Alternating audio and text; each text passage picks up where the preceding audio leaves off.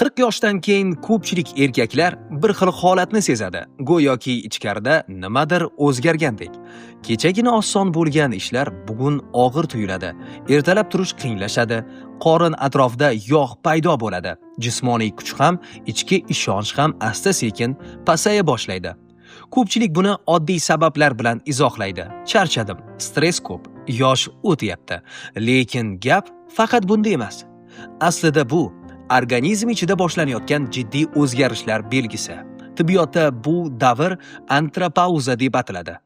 Ya'ni tana asta-sekin boshqa rejimga o'ta boshlaydi. Gormonlar, metabolizm, hatto energiya ishlab chiqarish tizimi ham o'zgaradi.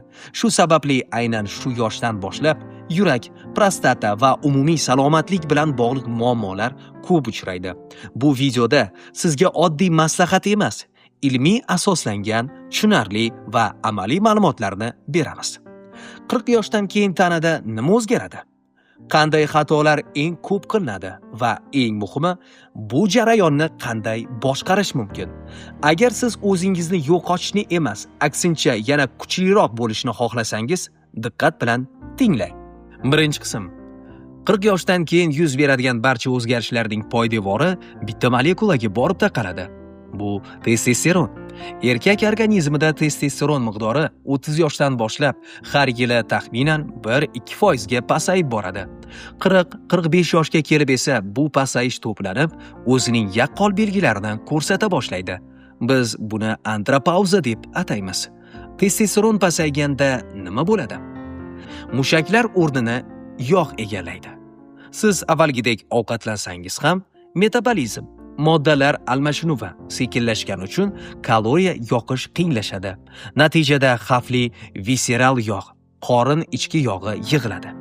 Energiya va motivatsiya. Miyadagi dopamin tizimi testosteron bilan bog'liq bo'lgani uchun erkakda ishtiyoq, raqobatdoshlik va hayotiy energiya susayadi. Bu davrda tanani avvalgidek zo'riqtirib ishlatish xavfli. Endi tana sizdan kuch emas, aql va strategiya talab qila boshlaydi. 40 yoshdan o'tgan erkaklar o'z nazoratiga olish shart bo'lgan ikkita zaif nuqta bor. Birinchisi, yurak qon tomir tizimi. Jahon sog'liqni saqlash tashkiloti ma'lumotlariga ko'ra, 40 yoshdan oshgan erkaklarda o'lim xavfining birinchi raqamli sababchisi bu infarkt va insultdir. Yillar davomida noto'g'ri ovqatlanish, stress va kam harakatlik oqibatida qon tomirlarida xolesterin tiqilmalari, blyashkalar paydo bo'ladi. Tomirlar o'z elastikligini yo'qotadi, qon bosimi o'ynashni boshlaydi. Ikkinchisi, erkakning ikkinchi yuragi, prostata bezi. Statistikaga ko'ra, 50 yoshgacha yaqinlashgan erkaklarning qariyb 50% prostata bezi yallig'lanishi, prostatit yoki uning xavfsiz kattalashishi, tunda tez-tez hojatga chiqish, bel va qovuq sohasidagi sanchiqlar, jinsiy faollikning susayishi, bular shunchaki shamollash emas, balki prostata bezi yordam so'rayotganning belgilaridir. Bularning barchasi qo'rqinchli eshitilishi mumkin, ammo xursand qiladigan bir ilmiy haqiqat bor. Sizning hayot tarzingiz genetikangizdan ko'ra kuchliroqdir. 40 yoshdan keyin yoshlikni uzaytirish uchun quyidagi 3 ta oltin qoidani qat'iy joriy qilishingiz shart. Birinchisi, mashg'ulotlar profilini o'zgartiring. Endi faqatgina yugurish yetarli emas. Mushak massasini saqlab qolish va testosteronni tabiiy rag'batlantirish uchun haftada kamida 2 marta kuch mashqlari, shtanga, tosh ko'tarish, turnik bilan shug'ullaning. Bu suyaklar mo'rtlashining ham oldini oladi. Ikkinchisi, yurak va miya ratsioni. Oziqlanish, shakar va trans yog'lardan, fast-food, margarin, shulardan butunlay voz keching. Ularning o'rnini omega 3 ga boy mahsulotlar, baliq, yong'oq, zaytun yog'i egallashi kerak. Qon tomirlarini toza tutish uchun ko'proq o'simlik tolalari, kletchatka va ko'katlar iste'mol qiling. Tibbiy ko'rik, check-up. Mashina moyini har 10,000 kilometrda almashtirganingizdek, endi har yili bir marta qon tahlili, xolesterin, qand miqdori va prostata onkomarkeri testini topshirishni odat qiling.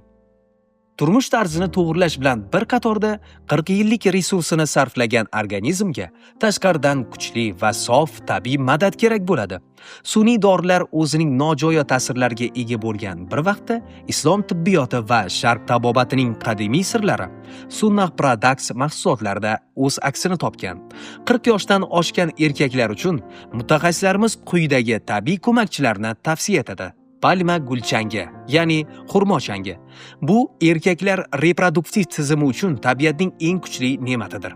Tarkibidagi o'simlik gormonlari va sink prostata bezi salomatligini qo'llab-quvvatlaydi. Gormonal muvozanatni tiklaydi va tabiiy energiyani qaytaradi. Mumiyo va qora sedana kapsulalari. Bu kombinatsiya sizning yurak va qon tomirlaringiz himoyachisidir. Sedana qondagi xolesterinni tushirib, tomirlardagi yallig'lanishni olsa, mumiyo tarkibidagi 30 dan ortiq mikroelementlar asab tizimini po'latdek mustahkamlaydi va suyaklarni qotiradi. Zanjabil, ya'ni imbir hamda asal aralashmasi qon aylanishini, xususan kichik chanoq organlarida qon aylanishini faollashtirish va prostata tiqilmalarini ochish uchun eng samarali va xavfsiz ozuqaviy yordamchi hisoblanadi. Bu mahsulotlar simptomlarni bostiruvchi vaqtinchalik kimyo emas. Ular organizmni hujayra darajasida oziqlantiruvchi va uning o'zini tiklash funksiyasini ishga tushirib beruvchi organik quvvat manbalaridir. 40 yosh bu qarilikning boshlanishi emas. Bu tajriba, aql va o'z tanangizni to'g'ri boshqarishni o'rganadigan haqiqiy erkaklik davrining ibtidosidir. O'zingizni asrashni bugundan boshlang. Siz sog'lom bo'lsangizgina oilangiz va o'z maqsadlaringiz uchun tog'dek tayanch bo'la olasiz. Organizmingizni to'g'ri oziqlantirish va himoya qilish uchun Sunnah Products mahsulotlari bo'yicha mutaxassislardan bepul maslahat oling. Buning uchun video ostidagi havolaga o'ting yoki ekrandagi raqamlarga qo'ng'iroq qiling. Video manzur kelgan bo'lsa, like bosing va o'z sog'lig'ingizga befarq bo'lmang. Do'stlaringizga ulashing. Keyingi videolarda ko'rishguncha